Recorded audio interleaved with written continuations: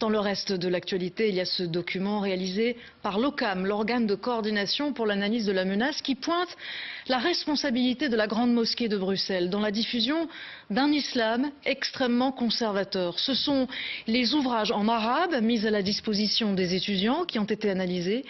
Une information exclusive signée Jean-Pierre Martin et Thomas Decuper. Les experts de l'OCAM livrent dans ces 36 pages le contenu des cours en arabe enseignés aux étudiants du Centre islamique et culturel de Belgique. Il s'agit de la Grande Mosquée de Bruxelles. Premier élément clé. Le contenu n'est généralement en rien adapté au cadre social belge ou européen. Il s'appuie sur des idées salafistes qui incitent au rejet de toute idée différente des libertés et droits fondamentaux constitutionnels. Deuxième élément clé. Nombre de mosquées et centres islamiques disposent toujours de manuels présentant un contenu problématique sur le plan du radicalisme, de la xénophobie et de l'antisémitisme. Un exemple, La Voix du musulman.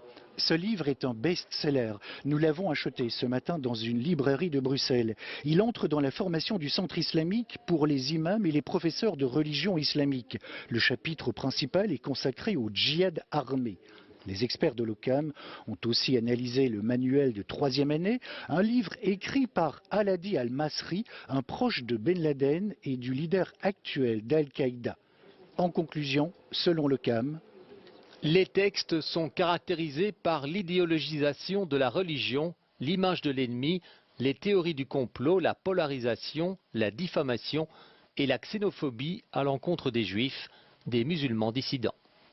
Pendant plus de 40 ans, la Grande Mosquée de Bruxelles a imposé une seule vision du monde, celle de l'Arabie saoudite.